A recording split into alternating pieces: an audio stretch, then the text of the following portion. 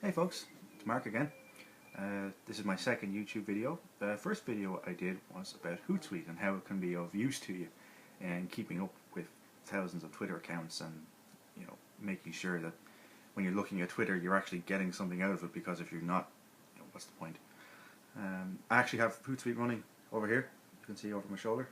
That's running lists at the moment. I have it set up in lists for the press of different countries. So I have one list for UK press, another for US press, Irish press, German press, the whole lot.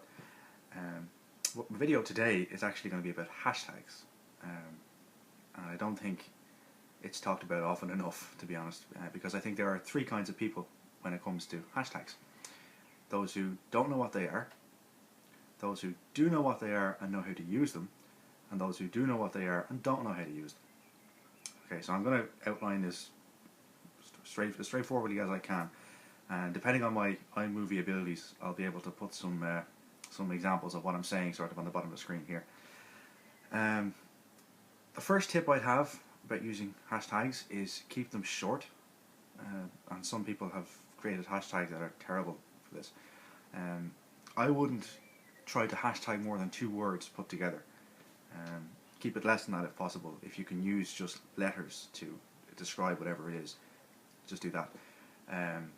Keep it as short as possible. For example, when Barack Obama visited Ireland in 2011, there was a hashtag Obama visit. Nice and simple, 2 words put together. Everyone knew what it was, and it was self-explanatory and everything. These days you see some awful intenders for hashtags. They're just too long. So I've seen some of them 6 or 7 words long, and then you lose the point because it's eating into people's posts. Facebook not so much, but Twitter, it is eating into your post limit. The second thing I'd say about hashtags is, if you're going to try and put 2 words together into one hashtag, capitalize them. Because if you have words put together and each word is not capitalized, it's going to be hard to read. And my username, actually, Marcus Podrick, is a good example of this, because I have the M and the P capitalized, so you can see which word is which. And along with that, what I'll say is, don't hashtag the first part of the word and put a space, because then it's not a hashtag. You're hashtagging the first part of the word, not the second part of the word, and you lose the point of the whole thing. The third thing I'll say about hashtags is, for the love of God, don't hashtag every single word in the sentence. Please don't do that, because it's pointless. I've seen people who put every single word in a tweet have its own hashtag. Hashtags are supposed to denote the meaning of the tweet and add it to the conversation. If you're hashtagging it's not going to get into any kind of conversation. You're going to look at the hashtag and you'll find everyone in the world who's doing that, because just don't.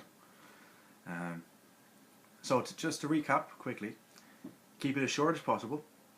Don't hashtag, or don't try and put two or more words together, because that's pointless.